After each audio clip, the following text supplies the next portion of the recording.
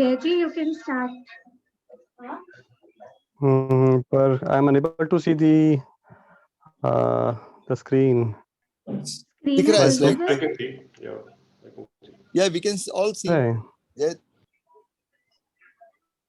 You are on laptop, तो laptop को आगे पीछे करना पड़ेगा तुमको. yes.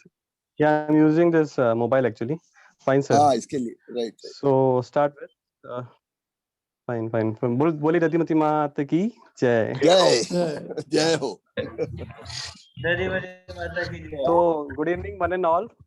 Yeah, good evening, one and all present here. And thank you so much for choosing us to spare this wonderful evening and to acquire knowledge on today's topic. So on behalf of DITF family, Dadheech International Trade Foundation, I welcome you all for this educative webinar. The motto behind this education webinar basically is to sharing is caring. Like whatever we know, we have experts from our community and they are going to share their viewpoint on a specific pre-decided topic. So Dadheech International Trade Foundation is basically international level based foundation wherein we have lots of experts to join in and they give their ideas, their thoughts, their knowledge, their wisdom, and it's basically a group of people. We can say it's like Kuldeep ji rightly has mentioned, it's dedicated individuals and intellectual mindset, those who are trustworthy fellow joining us for the upliftment of the society. Next, ma'am. Yeah, Aishi ma'am, next please.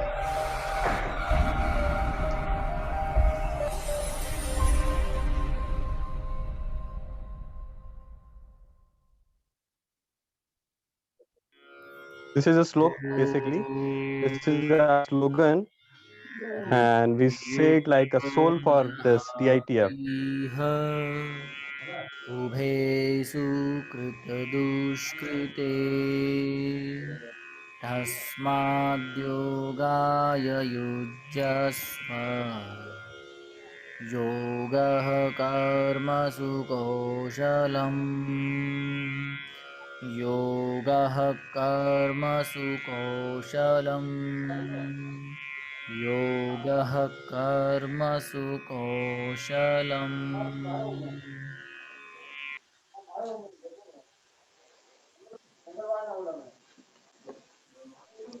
This logo basically defines the soul of this DITF family. Like the meaning of this slogan is whoever is contributing, they do not have the self, like they are about to the self level, they devote their everything for upliftment of society. So here we have our main visionary, Devesh Dadhich sir.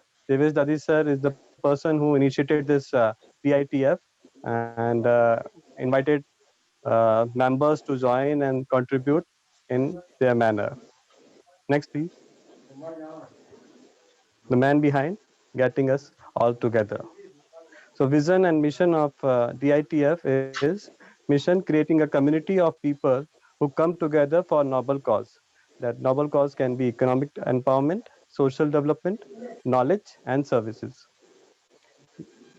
Then we have vision to inspire lifelong learning, advance knowledge and strengthen our communities.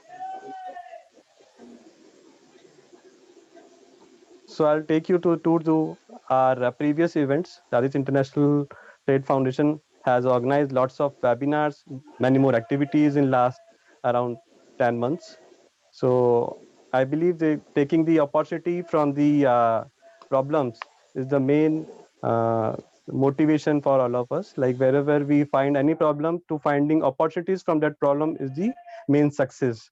So taking initiative by Devesh sir, we started lots of webinars, lots of interactions and get together from our society to learn and grow. So there were lots more webinars like Walk Together Success, Start It Up.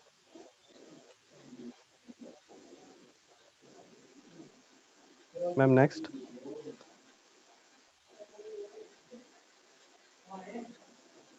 Arush ma'am, please next. I'm unable to see the entire. Yeah, so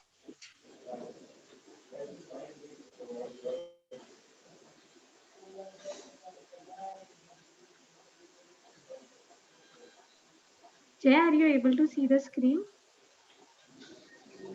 I think network breaking, ma'am. Just wait. So in the previous session, we had a webinar that is obesity is silence on rise.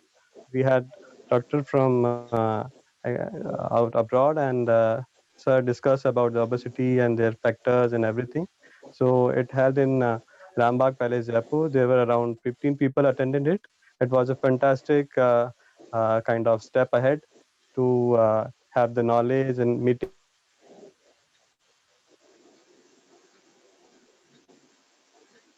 and so there are few testimonials from the attendees. Hi, Namaste. This is Shankar Daima. I served more than 24 years in Bank of Rajasthan as a branch head in different branches like Chorangi Road, Calcutta, Silvassa, Bombay Kandivali, and some other locations. Since last 11 years, I was working with RBL Bank Limited as a chief manager and deputy vice president and regional head in branches like Ahmedabad, Bombay, Karol Bagh, Delhi, Connaught Place, Delhi, and looking after Haryana Rajasthan branches as a regional head.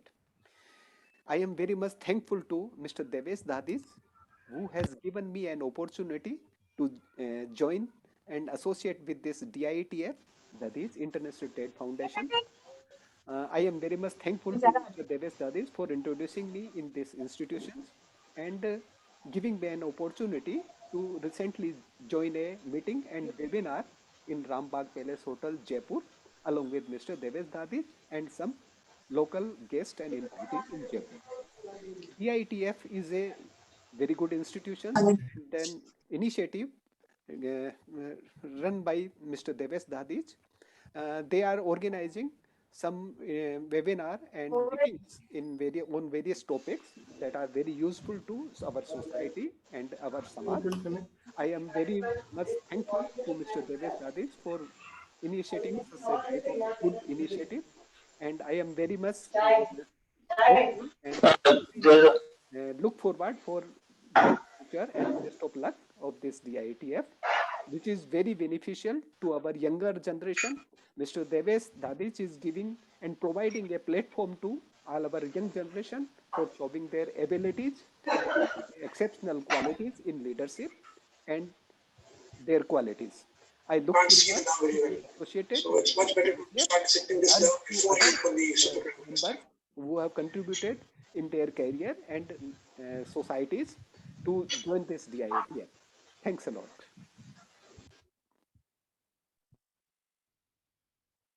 A big thank you to DITF and Devesh for organizing and inviting me to such a fabulous event at Rambagh Palace, Jaipur. The session was engaging with a very relevant topic in today's time on obesity and broadly overall well-being. DITF is doing great job in creating transformational platform that gives opportunity for the community members to learn, share and care. It allows youth to showcase talent as well as it connects community members in a very unique and productive manner. I wish DITF and Devesh all the best in the future endeavors. Thanks. Hello everyone, my name is SATHISH. I became a part of DITF, Dadheech International Trade Foundation, last webinar that was on obesity. Basically, when it comes to DITF, I'm really glad and thankful to Devesh sir who brought out the talent in me and gave this amazing opportunity to become this platform for all to share our views, share our what we felt and gain some knowledge at the same time. So I think it is a very good and right platform for all of us to connect with several other personalities and to gain a lot of knowledge and to grow better in our lives. So other words for the ITF should be grow together, grow better. And thank you so much once again, Devesh Sadhit sir, for giving our society, our people, this amazing platform. Thank you, sir.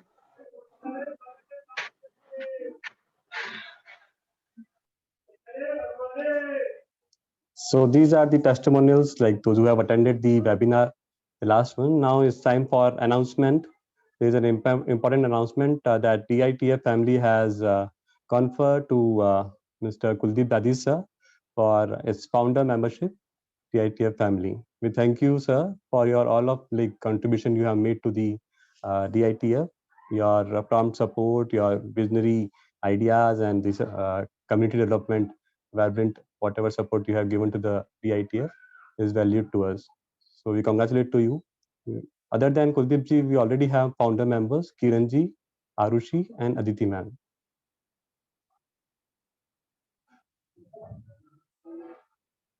Next, please.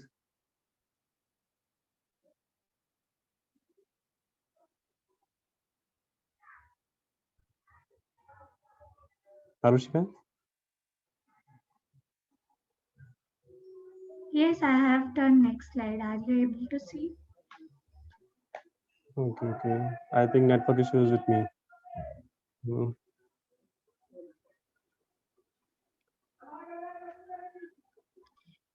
Yeah. So in the bucket of DITF, we have these webinars, interactive sessions, networking, and all. Then thereafter, we do have this sort of bulletin, DITF bulletin. It was inaugurated by Swamiji Goswamiji, and Devesh sir खुद उनसे मिलने गए and requested Swamiji to inaugurate this book. So we can see pictures. Swamiji की जो DITF की booklet है, newsletter है, उसे inaugurate कर रहे हैं. And we are happy to announce that the 2 editions of this booklet has already been released and shared with all the community members. Now we are in a way to have the 3rd one very soon, the DITF bulletin. Next, please. So these are the front cover of bulletin, 2nd edition. We have already shared. So likewise, there are again new initiatives from our visionary Devesh sir. Recently, we have thought and gave an idea that there should be a learning center for the society, young generation, and those who are willing to learn, to have something in their hand to explore new opportunities in the market. So DITF Learning Center is a new initiative wherein we will organize mentorship program, career counseling sessions, hands-on workshops by the experts from different industry and different fields. So objective behind this DITF is to groom, to train, to enhance the skill set of community and to provide them practical working knowledge and related to the different tools and technologies, processes, methods which are being used in the industry.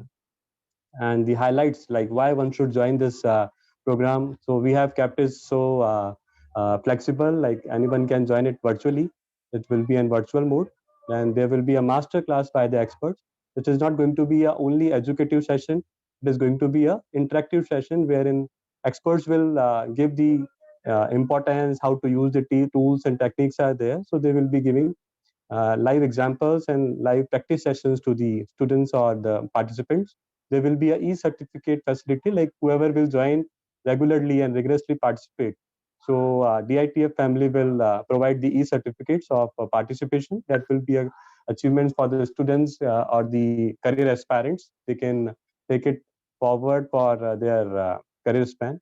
And then there will be a mock practice sessions. We can organize some one-to-one mentoring also. Students, those who look forward for one-to-one counseling, where should they start the career, what all career aspirations are there, what all career options are there. So we'll be mentoring them.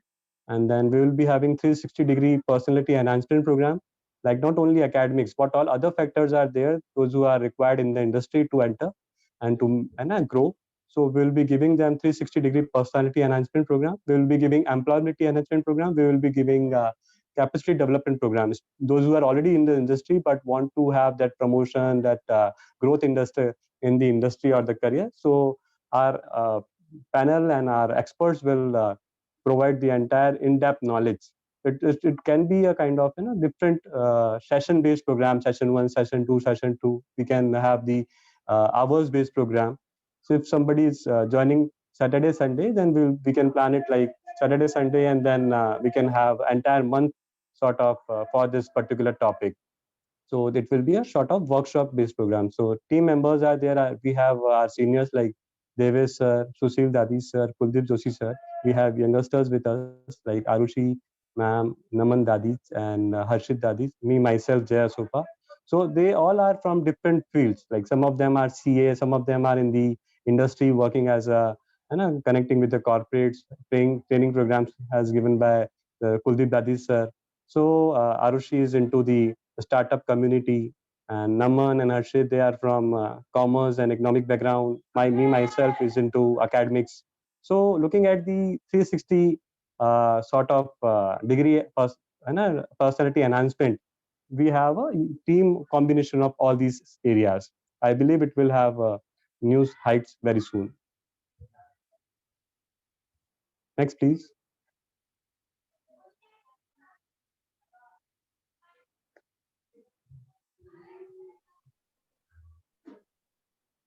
I think network issue is there. Arushi आपने next कर दिए? Yes, yes. मैं terrace पे भी आ गया हूँ, अभी तक नहीं आया. Okay, so likewise, these webinars and seminar and interactive sessions, we usually collect data from the audiences only, and then have a sort of research on that, what all topics we can cover for the benefit of each and every individuals.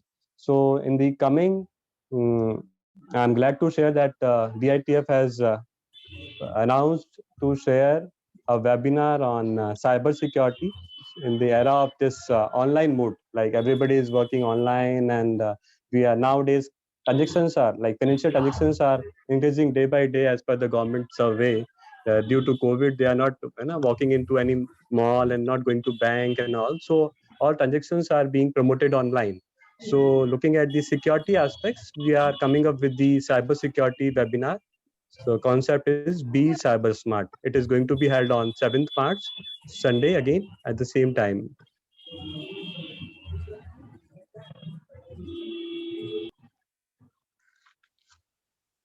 Next, please. So likewise, webinars and all are part of our routine activities. So there is a different set of intellectual girl and women body that we call a women wing of DITF. So they usually have different sessions and activities and events for women's. Recently, they organized this Sinjara event also, and now Women Wing is commencing and celebrating. It's International Women's Day. We will celebrate this International Women's Day on coming 8th March. Time will be 6 p.m. So all details will be announced soon. So I request all the members, attendees to invite your family members, girls and female members to join this such events, to have networking and also to learn and grow. So sort of it is going to be a cultural come learning exposure for each and everyone. So coming to the today's topic, we have today's topic webinar on Finance Bill 2021. So finance bill is basically we can come up with the single word, that is budget. Today we are going to have a discussion on budget. तो budget का जो importance है वो ये है basically to it has impact on each and every life cycle. Start with the बच्चा जब पैदा होता है तब से लेके लाइफ के एंड स्टेज तक आप एक ही सवाल आपके मन में होता है कि यार मुझे कोई भी चीज पूरी करनी है तो there should be a proper plan and proper budget of it. खाने में जिस तरह से नमक की जो इम्पोर्टेंस है ना, वैसे ही लाइफ में एक तो हैप्पीनेस की है और एक बजट की है. तो one has to keep that plan and budget in hand to fulfil the each and every aspect of the life. चाहे वो स्टूडेंट लाइफ हो, पढ़ने की बात हो, ट्यूशन फीस की बात हो, तो there are variety of options available. तो फुलफिल योर ड्रीम कि मुझे इस कॉलेज में इस यूनिवर्सिटी में पढ़ना है, you need to have that budget. तो proper plan and to understand budget is more important. और बजट टर्म इतना छोटा है कि और हर कोई बात करता है. When we comes to the interaction part, हाँ बजट आने वाला है, स्टेट गवर्नमेंट बजट लेके आ रही है, सेंट्रल गवर्नमेंट बजट लेके आ रही है. कहने सुनने में बहुत आसान है बजट, और हर साल हम इसके बारे में चर्चा करते हैं. लेकिन असली बात यह है, from my point of view, what I believe is कि बजट बहुत टफ भी है समझने के लिए. In case if you are standing in wisdom lobby and somebody asks you to talk about budget, So you cannot come out with your own thought, क्योंकि आपको बस इतना ही पता है कि हाँ बजट आया है, अच्छा है, बुरा है. पेपर में जिस तरह की हेडलाइन होती है, you just have imagination कि हाँ इस बार अच्छा था, इस बार बुरा था. But yes, the deep aspect of budget is required to be understood. So we have today few experts with us, Ajay ji, Deepak ji, and Harshit. They are chartered accountants, and they are going to cover different aspects of budget. So I believe that it is going to be a very educative and informative session for all of us, and very useful actually to acquire knowledge on budget, so that we can understand the basic aspect of budget and we can imply it in our daily routine life. So we'll be having moderator with us, Suraj ji, and vote of thank will be by our Prashant ji Bhatt. Yeah. Next, please. Yeah. So thank you so much. It's all about the introduction part. If anyone has any query, they can write us to ditfindia@gmail.com. We'll be including their suggestions and feedback for the upcoming webinars and upcoming events. You can also see our old events and activities webinars through our YouTube channel, Dadheech International Trade Foundation. You can follow us on Facebook page, Dadheech International Trade Foundation. So your all contribution is required so that we can do a bit for our society, we can uplift our coming generation and also to groom ourselves. So it's all about introduction part. Thank you so much. I'll hand over to the my friend and colleague Suraj ji. Yes. Suraj ji, please carry forward. Thank you.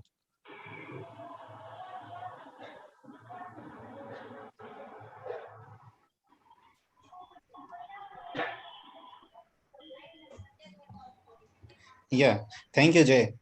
My name is Gst Dadhich, and I would like to thank you, DITF, and welcome all of you on behalf of DITF.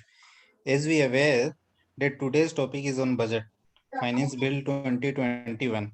Okay. In this current month, all we aware that the key topic in our country is for discussion is budget. As budget impact on our every individual, small taxpayer, every company, macroeconomy, and as well as microeconomy level. Okay. Yes. In this in this session, we understand the why budget is important. The webinar help in understanding the what is the budget, what is the content, impact of this budget. Okay. All these points we understand in this webinar. And before we call to speaker, I introduce all of you that Mr. Deepak Dadhich, one of the panelists. Mr. Deepak Dadhich is a chartered accountant and a BCom graduate by qualification with 15-year experience in IT and ITES assurance and advisory. Mr. Deepak has extensive experience in finance operation, merger acquisition, restructuring, revenue assurance, risk management, statutory and tax audit qualities review, process engineering, and project management and reporting. He is presently a finance leader with HP Corporate Finance Group and is responsible for WW Policy Matter as well as driving best in class solution for unique and interactive business problems ranging across new business model and technical accounting. Yes, and our second panelist is Mr. Harshit. Okay. Harshit Dadhich is a member of Institute of Chartered Accountant of India. He is currently doing job in an IT-based domain at Ahmedabad Location, Evosys Global, a Mastek Company, which is involved in providing cloud service to various organizations where he configures various EPM modules in the FPA planning and management planning. He is providing contribution to his company as an Associate Hyperion Functional Consultant for more than 1.5 years, and he used to article on various fresh topics for the Student Journal being published by the Institute of Chartered Accountant of India. After Mr. Deepak and the Harshit, Mr. Ajay Dayama is our third panelist, and he is also the member of Chartered Accountant of India, and he is currently a partner at Dadheech, SATHISH and KAPOOR Chartered Accountant firm, which is situated in Bombay, Pune, and Chittorgarh. He's headed the Chittorgarh branch. He also had worked with XL Retail Private Limited from April 19 to December 20, and he has 2 years experience in retail industries. Apart from this, he is also engaged in social activity. He is now Jila Shaha Padmukh as well as Jila Admin in Nidhi Sampark Abhiyan, Sri Ram Janma Bhumi Tirath Kshetra, which is running across the India.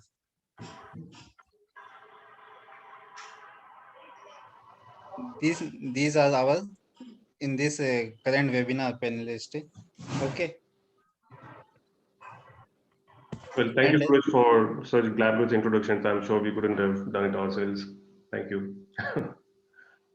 Yeah, thank you. And this is the budget. The budget in this year will keenly watched as it comes on the back of a year when economy was. Because anyways, they don't go inside; they just serve outside. I know a good. Golu, you need to go on mute. You got ice cream. Yep, go ahead. Yes. The budget in this year will be keenly watched as it comes on back of a year when economy was ravaged by coronavirus pandemic. Because this is the first year when after the coronavirus, this is the first budget after this coronavirus pandemic. Okay. In this budget, in this webinar, we discuss about the fiscal deficit, disinvestment target, tax benefit for salary class, healthcare spending, what is the thought process of the healthcare spending by the government, and the boost for Atmanirbhar Bharat, key agenda of this government, and what is the impact of taxation for individual taxpayers, small taxpayer, and the various changes, this benefit of the senior citizen in taxation. All these points we discuss in this webinar in very detailed manner. Yes, and further, I call up to the panelists. Before this, some of these key important thing, please all mute your mic, and if is there any question, then please text me and in this Zoom. Thereafter, I will forward to the panelist. Okay.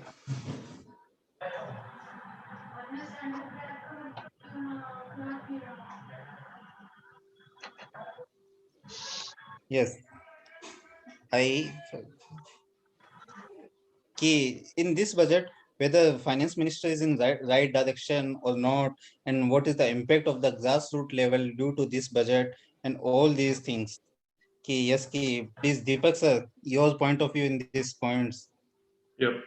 Well, thank you, Suraj. Well, before we jump into the whole topic of budget, before we commit to that audacity, I wanted to recognize the presence of stalwarts and knowledgeable members from our CF fraternity here, especially Devesh ji.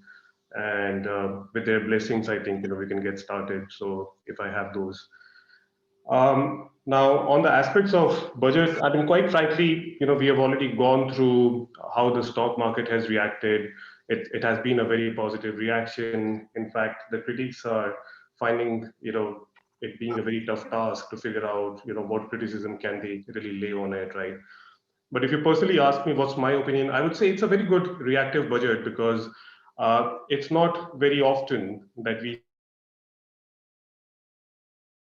see putting and the action with such clarity. In fact, if I go back in my living memories in the last 25 years or something, I mean, there are only two budgets which come close to it, right? One was the 91-92 budget of Dr. Manmohan Singh that basically opened up the Indian economy to a more liberalized objectives. And that came in the wake of an equally disastrous situation, which was, basically India running out of its forex reserves, and they had to basically liberalize the economy to make sure that IMF and other financial institutions react positively. And maybe the second budget was, I think it was a 97 or a 98 budget by Mr. Chidambaram, who further reduced corporate taxes and basically set the tone for the next 1 or 2 decades, right? So I think I would lay this budget pretty much in the same bucket, but I would still call it reactionary, because if we go back to what led to this budget, we cannot ignore a couple of aspects, right? Aspect number one, I mean, even pre-COVID, we were growing at a GDP growth rate of 4%, which was lower than what India was used to and much slower than the trajectory that China has followed. And then second was the whole impact of COVID. I mean, technically, when COVID came in back in Feb, March, April, it was technically a depression because we were actually shrinking and shrinking at a rate that has been never ever seen before, right? So, and even though we have had like a V-shaped recovery, the whole optimism is still kind of muted, because there is still, I mean, compared to pre-COVID levels, we are at about, say, 95%, 90%. We are not at 100%, and with a little bit of pessimism on what the future looks like because of the impact of COVID. So, and the other aspect that we need to keep in mind as we think about how this budget came about, and that takes us back to the 2014 election manifesto of BJP, wherein there was always this focus on infrastructure investments, that the government was always planning to have, but then they were not really able to do a fabulous task. I mean, there was a lot of decibel noise around the investments kicking up, which they did. But then, somewhere, I think the government didn't really do a big bang announcement the way they did in this budget. And that had something to do with the fiscal deficit aspect that we are going to talk later. So, I mean, all of these factors taken into consideration, I mean, number one, government's objective, number two, we totally being cornered by Corona, and, number three, the objective of, trying to infuse some optimism. So whether the budget has done a good job on it, yeah, of course it has, done an absolutely good job. There are, no second thoughts about it. In fact, the way the finance minister and the prime minister have brought out important themes in this budget, which have been mostly around, capital infusion, mostly around Atmanirbhar Bharat and, ease of doing business. I mean, they all point towards the fact that the government means business. And if we have, I mean, we are yet to see how the execution would happen, but if the execution is anywhere close to the intent that is being laid out here, then I have no doubts to say that the next decade would be like a turning point in the whole economic growth trajectory that the country has been taking. So let me take a pause. I mean, those are my views, broad views, and I would let Ajay and Harshit pitch in if they have any other comments.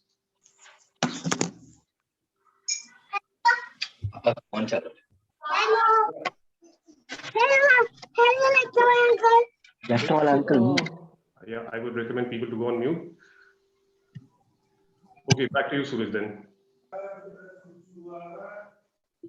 Hello. Yeah. Ajay, you are on. Yeah. This time the government is coming with budget is at my point of view, it's very technical budget, and if we think about long-term view, this budget is very perfect budget. And if we go about the short term, let me see, we will see, हम देखेंगे आगे कि किस प्रकार मतलब government ने government अपना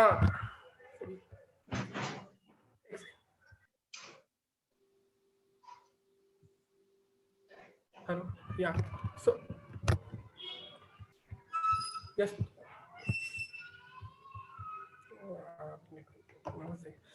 yeah. So yeah, if it I just want to give the opinion, my opinion on the taxation purpose. So government is yeah,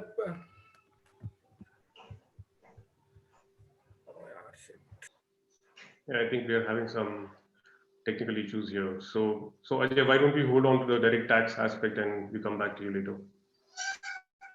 Yeah, Harshit, initially you can give some introduction regarding your indirect tax key, what is the key changes in this GST and overview about this indirect taxation for this current budget. So thank you, Suraj. Thank you for introducing me. So like as Deepak has mentioned and Ajay has also said that somewhat the budget is technical as well as Deepak mentioned that it was moderate. So favoring the same, I think the budget is mainly concerned and it was a moderate one, not specific with many of the changes in the direct tax. But the government is mainly concerned with having, putting more infusion of funds in the infrastructure side so that, India is compared at a very global level, which I think is a good initiative taken by the finance minister as well. And not touching so much on the part of agriculture side, but then to taking it in infrastructure and development projects will be very grateful to the India in a long-term purpose. Also hitting the health sector, I think they had done a great job in providing infusion of funds more and more in the health sector, so that India can be take a stand at a global level and more of its great and good-looking image in compared with other nations. So these were the inputs I give on my side in Yellow. budgeting. Thank you so much. Yeah. Okay. Further, Deepak sir, what is this different in this budget and how important is for us in this key economic definition? Why? What about the fiscal deficit, disinvestment? What is the government objective? How this budget is thing? Yeah, sure. And maybe I can take that question. So I think there are two aspects that are different. And Suraj, if you can move to the earlier slide, the next one. So first, I mean, we have never heard of a capital investment strategy that takes capital expenditure to these high levels, right? That's a first. So that's obviously different. Now, that's very interesting because whenever you're thinking about making a recovery on your economy, you would always want to go in with capital expenditures because the multiplier effect that capital expenditure has, that's always going to be significantly higher on the aspects of employment and the aspects of finally the money making to the right levels in the economy, right? And then obviously the long-term benefits of making those capital investments where you reap those returns on a longer-term basis. So what the government has done, and Suraj, you might want to move to the next slide. So what the government has done is it has ensured that these capital investments basically are upfront loaded. So it's not that we are talking about a capital investment plan of multiple years to come by. It's very upfront loaded. So that is with the intent that there has to be like a much faster recovery on the economic aspects, and that's where the focus is coming on. And the one thing that I liked, which has been kind of different from other budgets, is that the whole issue of capital investment is not being looked into a particular silo, right?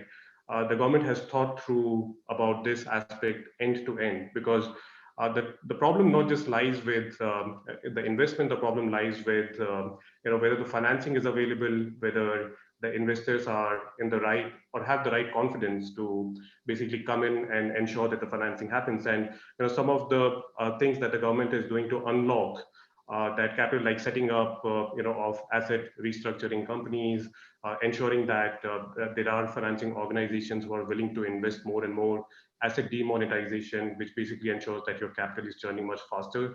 So I feel that the government has seen the whole issue of the infrastructure that the country has in a much broader manner that has been ever done before. And I mean, just from a factual perspective, there was a study that was done which basically said that the Indian GDP has a significant drag on it because of multiple factors. One was infrastructure, which was like a -2% drag, right? So, this particular focus on removing that drag is very much appreciated. And the second biggest drag, which is often ignored, and I'm sure Dr. Subhash Dadhich would agree with it, is healthcare. So, and there was no better example to think through it, apart from COVID, because when COVID came in, it had such a significant drag and impact on the economy. So the focus on implementation of the healthcare initiatives basically ensure, and well, again, thinking about it in much more broader terms, it's not just about making investments, but it's also about making sure that the Indian farmer industry basically comes up the value chain and not just remains a generic drug producer. So I think those two were basically the key highlights. While we're talking about these highlights, I mean, I go back to my earlier point that, well, somewhere, if you read the manifesto of the government, this has always been the intent, right? But somehow they were not able to really achieve it in the past.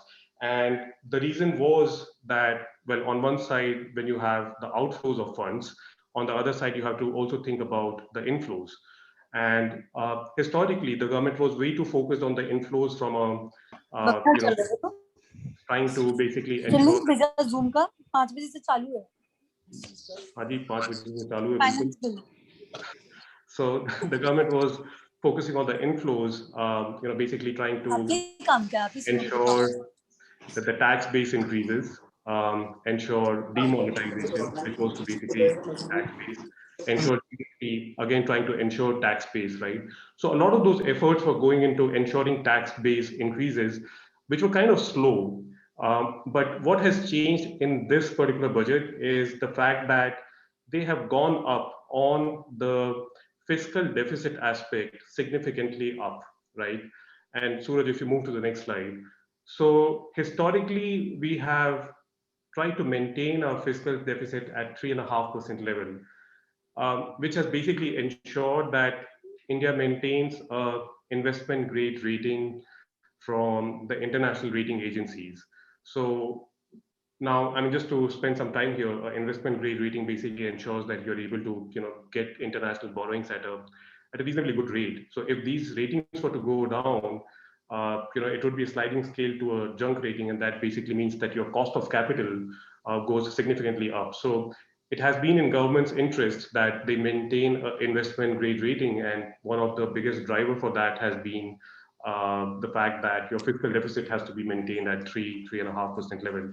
But imagine that the reason why this budget can be called bold is that the finance minister has gone back and said that this year is going to be 9.5% with a sliding down scale view of 6.2, 6.5%, and for the sliding down to 3.5%. Now, the reason why it's bold is that eventually the economists would come and say that you are creating a situation where you're putting in too much of money, there would be inflation and whatnot, but all of those are kind of muted noises, because end of the day, the focus, the clarity of focus on economic growth is way higher than anything else right now. And the finance minister basically said that, look, we are not going to focus on the inflow side, so I'm not going to increase taxes because I have to make these investments.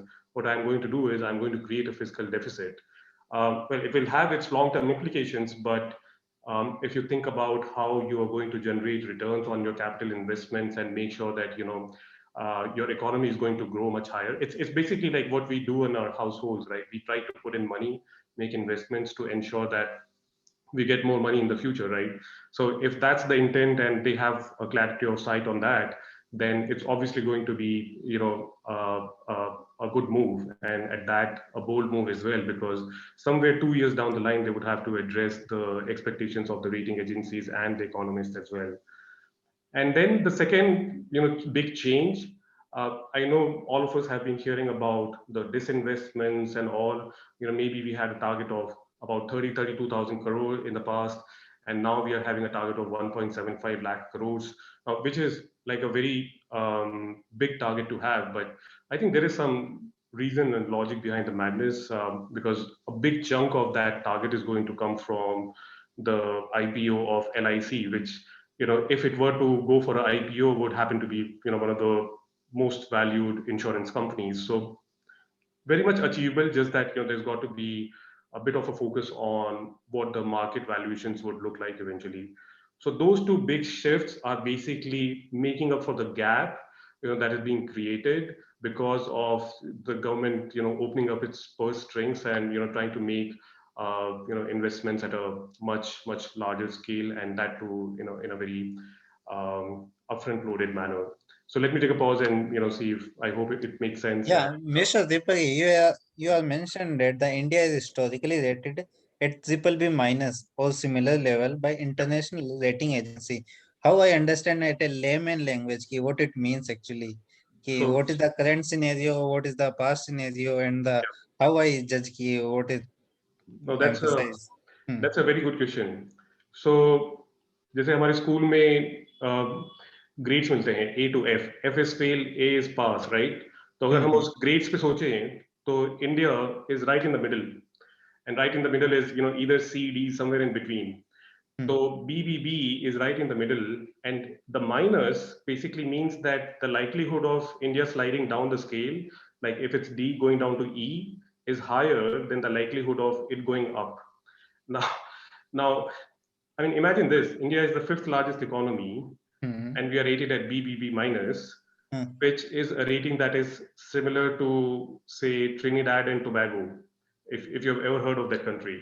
So it's a very unique situation, and that's got something to do with our level of borrowings as well, because in our revenue expenditure, the amount of money that we pay for interest on borrowings, that's so much higher, right?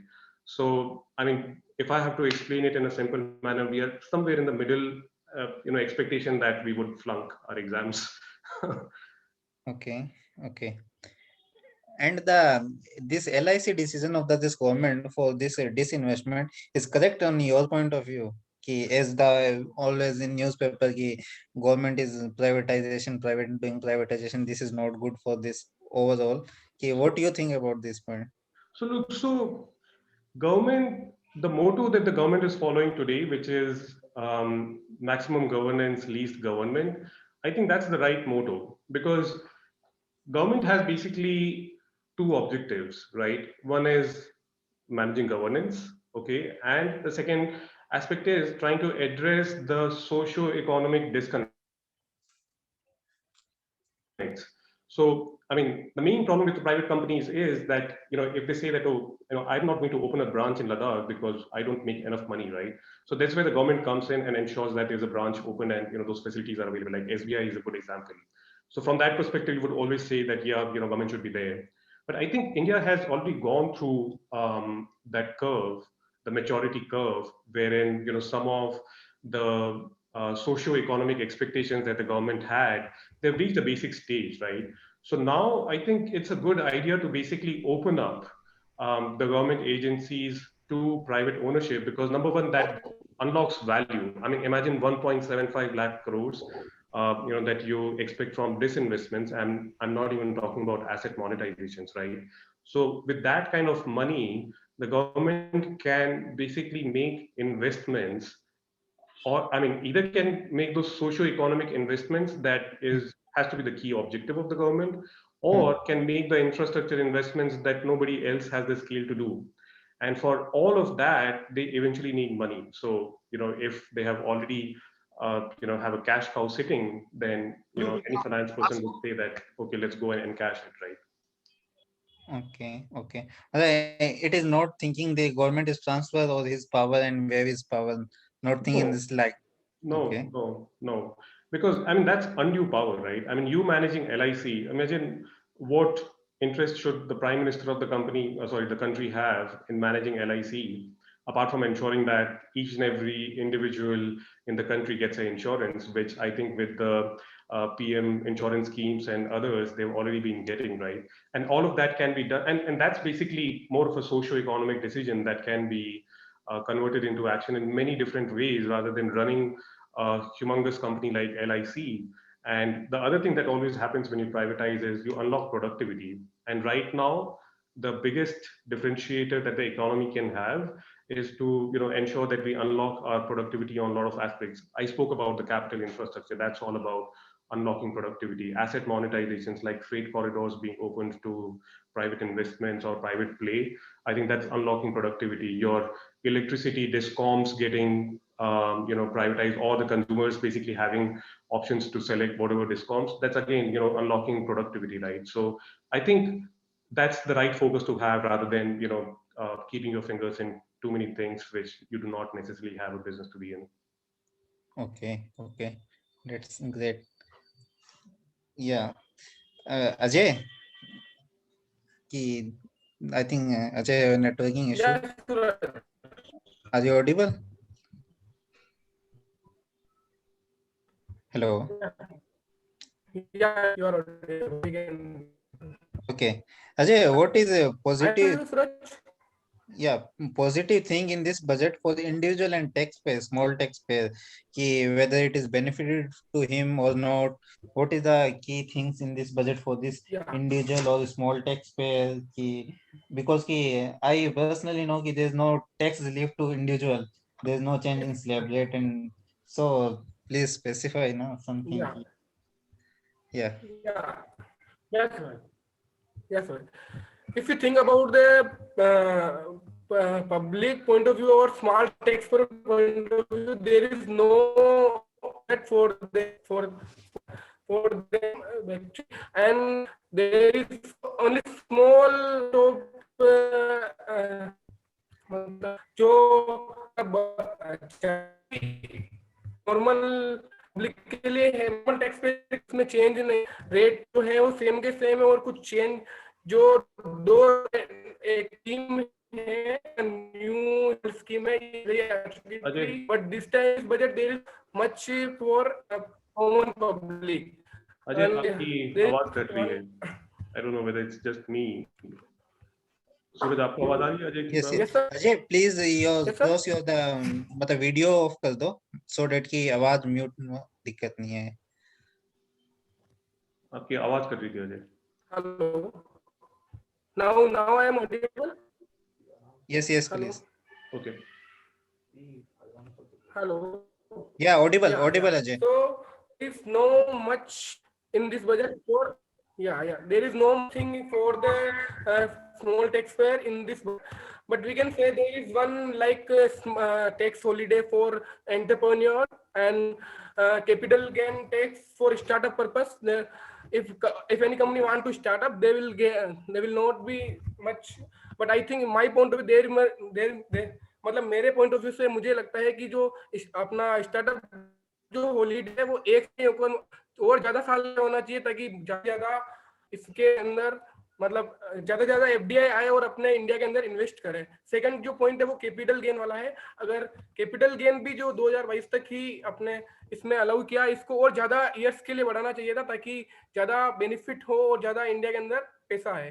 तो इससे it will increase our financial, it will decrease our financial deficit and then it will improve our GDP. So this budget is very normal balancing approach, I can say. Just there is no much for normal taxpayer. That's it. Hello. Yeah, Ajay, thank you. Hello. Yeah, Ajay, can you simple emphasize in this vehicle scrapping policy? What is this actually? Yeah, if any vehicle scrapping policy is there, if any person owning personal vehicle older than 20 years, then he need to get fitness certificate after 20 years. If and for any commercial vehicle, he need to then get done fitness certificate after 15 years. So government is promoting now for electronic vehicle and environment friendly vehicle and want to control the pollution, air pollution, so protect environment. So government just come with this scheme to protect environment and stop air pollution and to take this India into the new era of electrical vehicle. And so that's why that is the scrapping policy. So any older vehicle which is more than 15-year-old and 20-year-old, you need to then get certificate or fitness certificate from the government.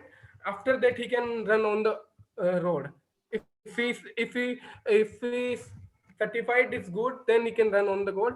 And after that, government also approved green tax regarding the vehicle, all tax. We will discuss in next slides. Okay.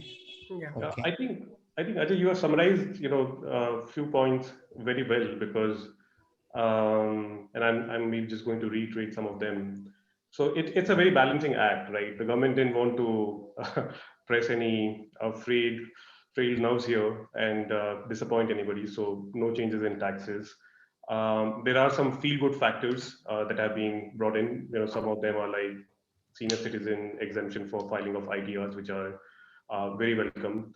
And I think, one point that I wanted to highlight, and this is a topic that comes very, very often in our conversations, when I work with either international tax teams or national tax teams, and that is the topic of tax terrorism. So the Indian direct tax department is seen as a tax terrorist. And the reason being that you have those assessments that remain open forever, and people can go way too long back in the past and still continue to chase issues which may exist, may not exist, right? So I think the government has tried to basically change that perception by doing two things. One is ensuring that there are no surprises coming from taxes, because I mean, if you remember the Vodafone case a few years back, the government basically made changes, retrospective changes, which didn't go down well with the international community. But anyway, so this budget basically does not bring any surprises whatsoever, and tries to bring some feel good factors on closure of assessments much sooner, setting up of dispute resolution committees or tribunals that are basically to address any issues.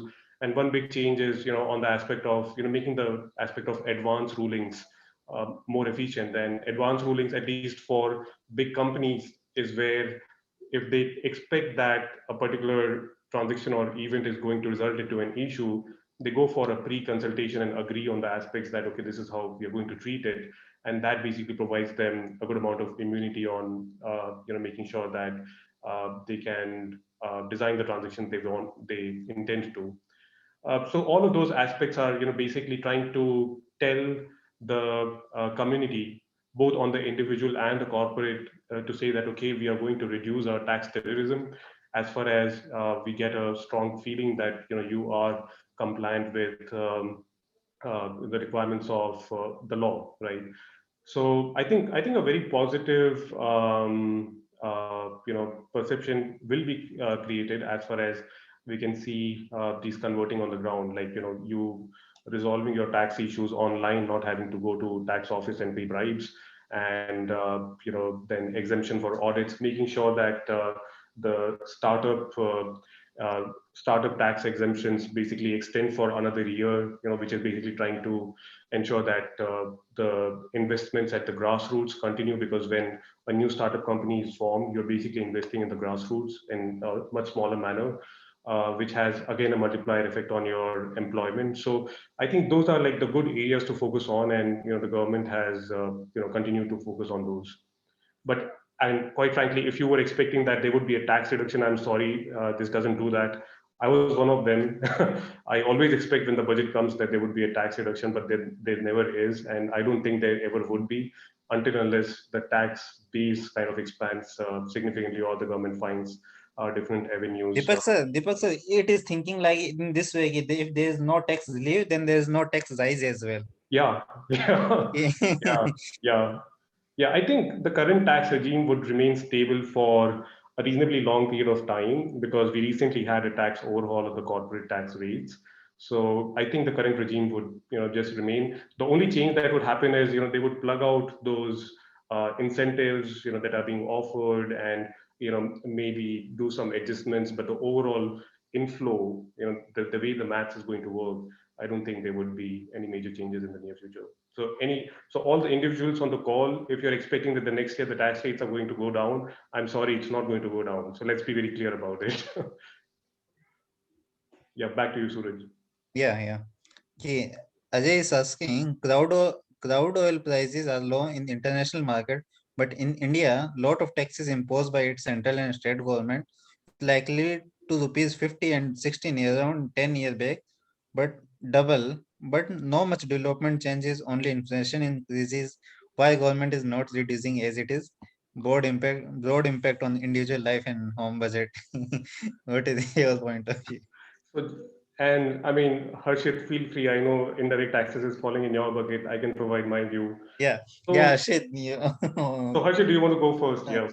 I think Deepak, you will be the right person to tell it. I will put my portion in the GST and more on the custom. Okay. Yeah. So look, so today there is a reason why petrol and diesel is also outside the ambit of GST, because if you think about it, petrol and diesel is the highest traded commodity in the world, okay?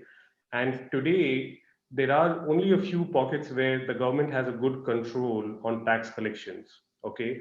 And the biggest of that pocket is your petrol and diesel. So the amount of money that the government is drawing from those, the sales of petrol and diesel, basically, I mean, I won't be wrong to say that that's actually running the government. Now, the day they reduce that particular price, they would basically have to do massive changes elsewhere. Now, those massive changes elsewhere would either be GST or it would be direct tax, which is like a more direct, hard-hitting impact. And what petrol, really does is it very thinly, I mean, you will call it a peanut butter spread, right? It very thinly spreads the tax collection, weight across all the citizens. So, nobody really feels the pinch of it, rather than, doing those big ticket changes. So once again, I mean, I don't think that the oil tax regime is going to change.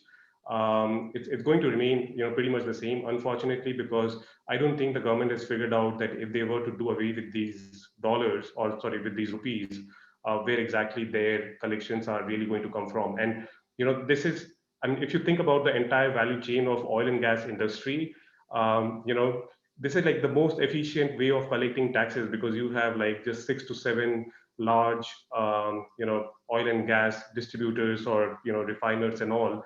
And imagine all your tax money, or a large chunk of that tax money is coming from just those 5 or 6. I mean, that's a very, very efficient way of doing things.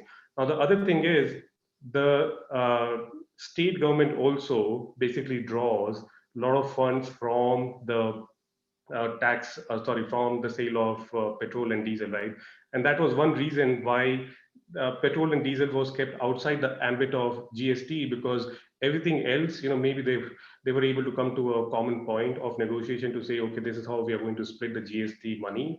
But the biggest contributor, which is diesel and petrol, they were, I'm sure, very not able to come to that common stage. So they kept it as it is, because both the central and the state governments basically draw the most amount of money from there, and they do not really have any other revenues where they would be able to shift that burden. Okay, Mr. Deepak, okay, what do you think these current prices taken for permanent or for temporary time? If I conclude all this thinking, what do you think? You're talking about the cess? Yeah, this is prices, these current prices. What do you think? So well, so when COVID came in, there was that sudden drop, right? A drop Yes. that has not really been seen, and that has hit all your oil-producing economies very, very badly. I mean, think about Saudi Arabia or Norway or Venezuela's of the world, right? So they know that if your crude oil price is below a certain dollar level, they cannot run their economies, because they are way too used to that oil money, okay? So for them to run their economy, they would always have to maintain that threshold, okay? So, and that threshold, as per the last study, was somewhere around $80 a barrel or $85 a barrel, right? So I don't think that the crude oil prices would go down below that, okay? They would have to be maintained at that level. Yeah, sometimes if there are those economic uncertainties where suddenly, a country does not follow the rule of the thumb and starts producing more, the prices drop. But, those would always be temporary, because, these economies have to run. They have to avoid that civil war issue. And oil is such a huge resource for the entire world economy.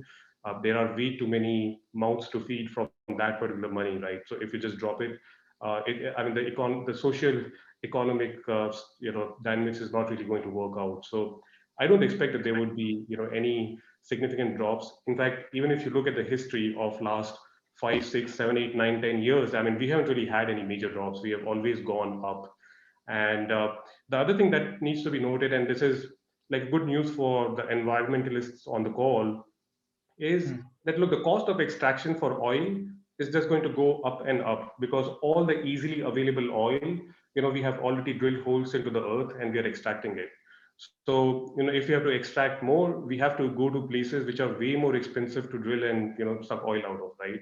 So that basically means that, the likelihood of oil prices going down, just from, the perspective of cost of production, that's kind of unlikely. And that's where I think in the long term, the move to electric vehicles, I think that's going to receive more and more focus. And if you think about what happened with the Tesla stocks, it zoomed like 800, 900% in the recent past, and all the other electric car stocks as well. I think there is that shift, mental shift in the brains of the investors, in the brains of the consumers, that yeah, the way forward is not oil. So yeah. So but yeah, we are going to still feed off oil for a very long time, right? So yeah, I think that was a long answer, but I hope. Okay. Okay. Yeah. Yeah. Rashmi have one question. Yeah, please, Rashmi. Sure. Thank you, Suraj. Hi, Deepak. I have a question that in this in the tax provision and treaty between the treaty has been withdrawn for lots of countries, and government is also unstable, like one this BJP Congress, and there are lots of it's just a 5 years period, and then there is unstable government.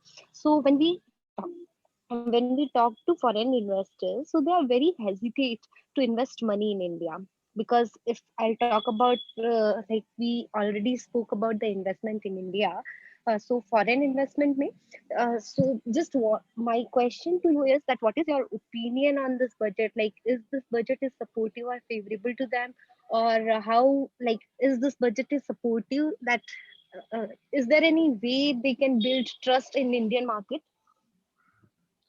So, and that's a good question, Rashmi, and a complex one to answer as well, right? Because again, there are two aspects, right? One is, I mean, you as an emerging market, you are giving exceptionally high returns, right? So I, as an investor, have already crossed my threshold of the risk return that I bake into my calculations. And I say that, yeah, irrespective of the risk factors, I am still going to invest in India because the rate of return that I get is, kind of high, right? So that's one dynamic. And I think, India is still a pretty good story from, that perspective. Though the depth of the market is kind of limited, but still a good story, right? And then the second aspect is that, okay, if the risk aspect of the economy goes down, then you know what, either my returns are higher, or I'm reducing my threshold where I'm going to have more investors coming in. So if you notice in this particular budget, there is a provision, and and it's in the fine print, that the government is allowing the sovereign funds and the pension investment funds to come in and invest in the country, and they're basically offering the red carpet to them. And these funds are basically the ones that have a lot of money. I mean, imagine all your PF contributions across the world, and these funds continue to chase good returns, and they are like, yeah, we have to absolutely invest somewhere. And the moment the government says that, okay, we are going to make it easy for you to invest, they are basically opening up some doors for very, very specific pockets where they know that the nature of these funds is not necessarily speculative, but it's something that is more long term, right? So that's the second aspect.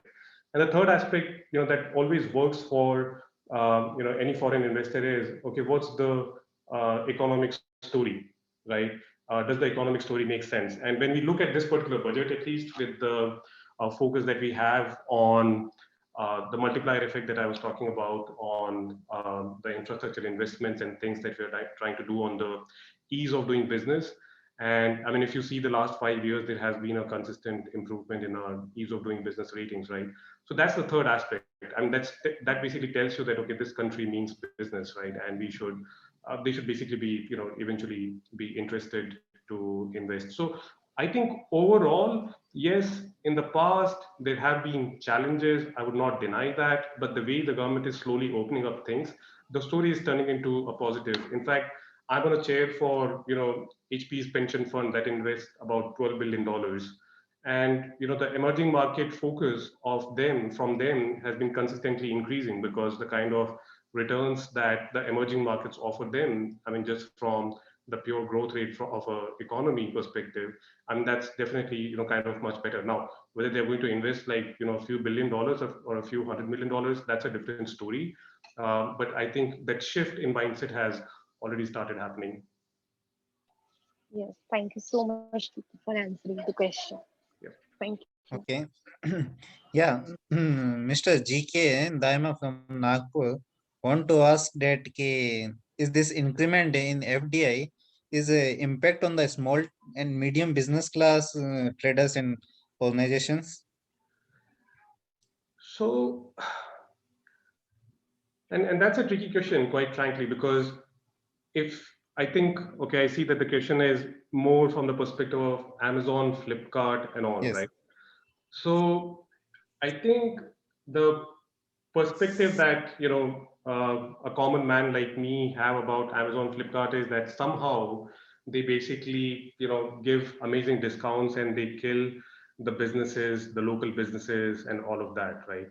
So there is a level of consolidation that is obviously happening, but then there is that other aspect that eventually Amazon and Flipkart is a platform to connect a buyer and a seller, right? So depending on where your play is, if it's just a platform, I mean, it's not necessarily that these companies have unlimited pockets to throw in money. I mean, they are not basically saying that, okay, if there is a product that will always be sold at $100 I'm always going to sell it at 90. There is always that cost play. Now obviously these have deep pockets, so there would be some impact that would be observed. Or let me take a step back. Let me give you a different story here. If you think about how the country is growing, what trajectory it's taking, right? Um, we have been very blindly following the path that the developed countries have taken. And what does that mean is that the developed countries have gone through a lot of consolidation in the retail industry. And that basically means that if you go to US, they obviously do not have as many retail shops because they have one big Walmart. So India has been following that path as well. So there is clearly, an expectation that consolidation would continue to happen, and that may not play out very well for the individual players. That's definitely a fear, that is very logical. But then the other aspect, that I also wanted to emphasize on is that look, the Indian dynamics are still very different depending on where your play is. Like I'm in Jaipur right now. I mean, when I have to shop for the local saris, I don't go on Amazon. I still head to Bapu Bazaar, right? So those dynamics have to be kept in mind. You need to decide what your play is. I mean, if it's electronics, yeah, maybe I'll go to Amazon. But if it's more of catering to the local Indian tastes, then I don't think that Amazon or the Flipkarts of the world would be basically be able to reach to that minute or a micro level, because the cost of managing those expectations are absolutely obnoxious. What they can really do well is standardize things. I mean, they have this bottle, they know that they can standardize the logistics around this bottle very well, because one manufacturer manufactures it, they pick it up, put it in their warehouse, and they send it over, right? So it's very good for them to manage this kind of logistics. But there are still in the Indian bigger context a lot of pockets where these guys would not even be able to touch for a very very long time to come. So it's a good and a bad, quite frankly, depending on where exactly you are sitting, what exactly is the pocket that you're looking at. Okay.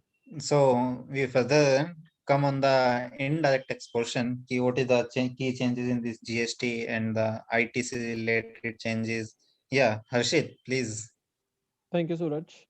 And no doubt, thank you, Deepak, for having sharing such a great knowledge among us with respect to the direct tax and overall budget. Moving forward, we have some changes and amendments in the indirect tax as well, concern with the GST and mainly concern and focusing the import and the custom duties. Finance Minister come up with some of the exemptions in the import duties as well as some of the modification of rates in the custom duties, so as to provide, promote. They are concerned like they are more concerned with promote the domestic product rather than taking as an import from the other countries, and to make our nation strong at a very global level. So moving forward, the first one that is okay. So let me talk about like GST audit. They had abolished this GSTR from 9C because this create a lot of problem to the practicing chartered accountants as well as to the SSE. To reconciling the statements and to submit the data and to match with one and one each another invoices. So just to provide some ease in this, the finance minister has abolish and remove the mandatory requirement of filing the reconciliation statement, that is GSTR 9C, which is duly audited by the practicing chartered accountant or cost accountant, and to provide of the annual return, that is GSTR 9, on self-certification basis, which I think is good on point of view as an SSE, but I think it creates a, they try to avoid the job of CA, practicing CA and cost accountant with respect to this GSTR 9C. So yeah, it is a good point from point of view with SSE, but I think it is a big concern for the practicing chartered accountants. Also, the due date of filing the annual return has been extended. So earlier it was like 31st December of 2020, but then it is extended till 28th of February 2021. So these are the main changes which are come in respect to the GST audit. Then, yeah, I will try to take up the question at the last, if you don't mind. Like we will, finish up the matter concern and we'll take up the questions. Yes.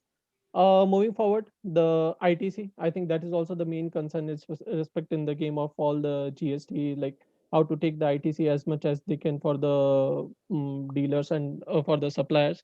So in this case, the section 16, which allow the taxpayer to claim the ITC, which is filed or based on the GSTR 2A and 2B. So in this also they put restrictions, or I say like it better to say a barrier. So in that case, the supplier also needs to, file the invoices and the debit notes and to show them in the outward supplies, and then to intimate the taxpayer so that, the more transparency will come to claim the ITC in such scenarios. And they make a little bit, a rigid and strict, but it's good to have more clarity and more transparency in the whole GST structure. Also, as we know, like we are more coming up with, providing a one-stop solution and one window to, so that the user or the SSA will not face so much of problem in filing the documentations in any case, like in any scenario, either it may be with respect to the GST or it may be with respect to the import export submission of a document. So to come up with this, the government has come to provide a common custom electronic portal. This idea should have come up much earlier before. I don't know, like why government has taken so much of a time to launch such a thing, but I think this is a great initiative taken by the India government to provide, a common one-stop solution, one window solution, where all the import and exporters can provide their trade related information with respect to the imports and exports, with respect to their bill of entry, with respect to their shipping bills, and filing of bill of entry, and to respond the show cause notice, and if any case of audit has been come, then from this electronic common portal they can transit in between the users and the custom office as well. Also, this initiate will be come up with a combination of existing Indian custom electronic gateway, that is IceGate. So the both the new custom electronic portal and the old one will work in the same manner at a one place. So Okay. Yeah. Yeah. Harshit, can you condition for the ITC for one example, if you emphasize Like, how? Yeah, in this, so the input tax credit or invoice generally taken by the taxpayer. So earlier it was not there. Earlier before it was not there, but then only when let's say any purchaser pay the pay the product and pay the taxes on that. So I talk about in case of a manufacturer or the whole scene, like the manufacturer, supplier, and in that context. So earlier it was not there, but right now the supplier needs to provide and need to file the details also in case they are providing the outward supply, then they need to submit the detail of invoices or debit note or debit note as well in the invoice, so that they can they will be the department will be able to reconcile all the statements, and then only the taxpayer will be able to claim the ITC on the same. Okay. Yeah. Yeah. So please question. There's one question. Yes.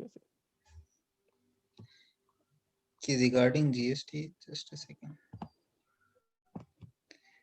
Would not it help if we have a single and considerable tax slab for all the goods like Singapore and other countries? I think it is no doubt. I should say it should be there, but we have a variety of number of products in our hierarchy structure, so it will be little bit difficult to to put them at a very single slab rate. But it can be in future come up, because right now we have a few rates only, not so that much of a Yes. rate, few rates only. But yeah, in future it may be possible that they come up with a single slab rate scenario like the other countries do have. And I think that will be great enough to manage the structure, the tax structure of the GST. Okay. Okay. So we are further moving forward towards the this secretarial performance. And yeah, Mr. Deepak, please. What is the key secretarial performance impact on this due to this budget and all these area? Yeah, thanks, Harshit. It was a very good summary on indirect taxes. So I'm conscious of the time, so I'll make it quick. I think we have spoken enough about infrastructure and healthcare, so they definitely get a big smiley there. Aerospace and defense, because of the China issue that we've been having, again, an area of focus, so a smiley there. There would be investments. Automotives, well, there was expectation that maybe the rates, the GST would go down, but it didn't. But there was this voluntary vehicle scrappage policy, which kind of helps. And then the overall environment where you are supposed to have a better infrastructure should ideally give some impetus to the automotives. Financial services, a big yes. Um, well, we have the new bank, which is going to take care of the NPAs. Doesn't improve the situation, but again, I mean, as I was focusing on the productivity aspect, cleans up the balance sheet and ensures that things get a bit more efficient. So definitely a big yes. Industrial products, yeah, there have been introduction of those performance linked incentives, production linked incentives, and increased support to MSMEs. So still not very clear. I think a lot of decision making power has been left to the respective departments and secretaries. So we will have to see how it eventually converts. Power, I think, big shift. There is a lot of focus on just becoming more and more efficient on the transmission aspects, both power and oil and gas, where things are going to move to a more structured operator system where at least in power, consumers will have more opportunities to select. That will be putting more pressure on the discoms. And on the oil and gas side, well, basically ensures that the existing pipelines or transportation systems are, adequately monetized. So overall, if you see, not very, sad smileys there. It's mostly smileys or wait and watch kind of a situation. So overall, I would rate it as a good budget, and I think the stock markets have already responded positively on within all of these industries. So nothing much more to say there. Okay. Okay. Ajay. Hello. Ajay. Yep. I think technical issues. I think there's some networking issue with Ajay. Yeah, Harshit. Okay, what do you think about the healthcare infrastructure, this secretarial performance? Okay. So I think as already discussed, like as Deepak has also mentioned, that it brings a big smile to the country to provide more and more funding to health sector. And I think in the last budget, it was around 92,000 crore, which has been increased to 2.2 lakh crore. And I think 137% of increment to the healthcare sector. It's a big bring come by the finance minister, providing more and more focus on the healthcare sector, and infusing of 35,000 crore to this COVID-19 funds of 35,000 crore. It itself sounds a big figure to the Indian economy. And we know, like, we are seeing how Indian government is, like, India as a whole country playing role in this COVID-19 situation and provide vaccination to the other nations. I think it's a great job done by the India on this in this pandemic situation. And then providing the funds of 50,000 crores in R&D, it itself say, like, in future we will be going to the next level in the with respect to the healthcare sectors. Okay. Okay. Deepak sir, how I understand due to ARC for resolution of NPA will impact on our economy. Yeah, that's a question that only a smart finance person can ask. So, So, I mean, we have to start from the balance sheets of the banks, right? I mean, today, when you think about the amount of NPAs that has been, sitting on the balance sheets of the banks, that has a drag on, how much more investments can they make and at what rate can they really borrow, right? So, effectively, what's happening is that we are picking up all of these NPAs and putting it with the ARCs or asset monetization companies. Now, one aspect that you need to remember that the ARCs and the asset monetization companies would basically have a much faster ability to monetize on these assets, because what they can do is they can create those financial products, okay, where investors can basically invest a certain amount of money and expect high returns in the future. So the ability of that centralized asset monetization or reconstruction company to do it over a very large base of assets, because denominators, having a huge denominator always plays a very big role in how things can get financed. In fact, going back to the 2008 economic recession, that's what really happened. Your underlying housing assets were repackaged into financing products and sold to investors. Some of them were very well rated, some of them not that well rated, but then with higher returns, and investors did buy. So effectively, what I'm expecting to happen is that the conversion of these assets into capital would be much higher with a specialized asset monetization or reconstruction company looking after it. Okay. And one more thing, this in this automotive sector, the government come with the electric vehicle policy as well. I inform one more thing, Escorts Limited is the first company in India that take the certificate or the approval from the government at the electronic tractor. Oh, is it? No wonder. Yeah. I was telling you there is some insider trading that is happening in escorts. So, so that was the news then. Okay, thanks for breaking it. Yes. Tesla is also on the same pay of this way, but various approval are pending with Tesla. But yes, escorts will take this approval and come with the electronic tractors as well. Yeah. So this is something all about the budget. And yeah, just a second. Yeah, Mr. Bhatt. Hello. I'm Yes, very thankful to Deepak sir and all Harshit, Ajay.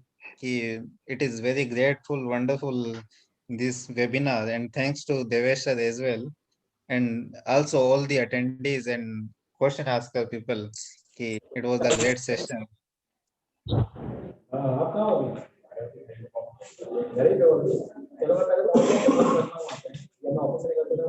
Yeah, please mute. Mukesh ji, please mute.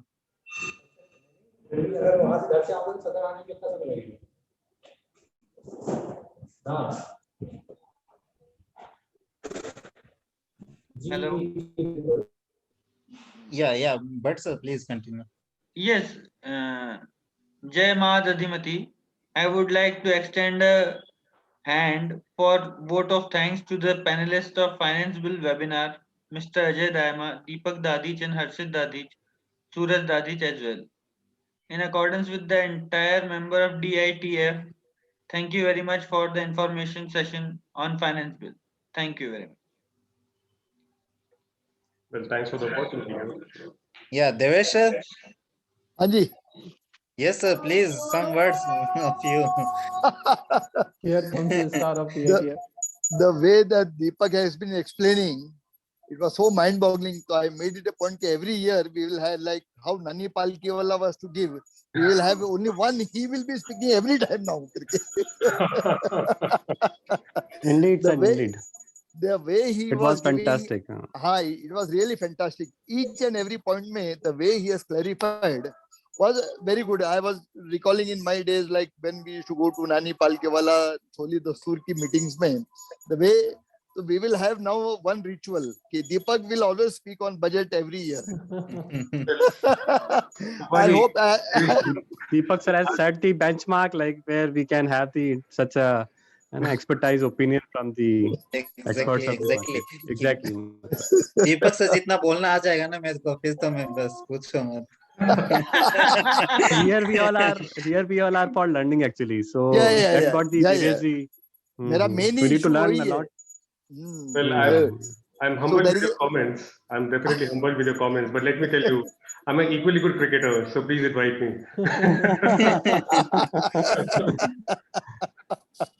Very good. Chalo, that is why I always have a mix of senior and junior. इसलिए yesterday only I messaged Deepak कि भाई जरा देख लेना, you are senior, you will have to handle all your juniors. No. Amazing support from Suraj, Harshit, and Ajay. So Yeah. It's good to see the budding talent, coming up, and Correct. I'm That we can very see. impressed. Yeah. That we can see in the Harshit, the way he was speaking with confidence. He is the next finance minister now of DITF. I think the starting, the starting 10 to 15 minutes of Deepak sir itself lead me, like the way he was taking the confidence of this person. I think these thing itself, these small thing itself gave us such an impact on us in a long run. So these sessions are always will be beautiful, no doubt. हाँ, तो यही एक है ना कि एक दूसरे को पहचानो, एक दूसरे को सोचो. लाइक कुलदीप जी खोज के निकालते हैं हम. Deepak ji, I'm going to send you a request on LinkedIn. Yeah. चलो, a big thank you to all of you. कुछ अच्छे शब्द सूरज के लिए भी बोल दो. अब सूरज को क्या दीपक दिखाया यार सूरज को. I wish कुलदीप जी होते तो शायद वो शेरो शायरी में बोल देते. I don't know whether he's there or not अभी. But कोई बात नहीं. सूरज, you have done a wonderful job. दीपक को दिखाना was very good करके. That was remarkable. Very good करके. चलो, thank you to all of you. Guys, thank you. Very nice करके. Bye everybody. Thank you. Thank you all. Thank you. Bye. Thank you. Bye.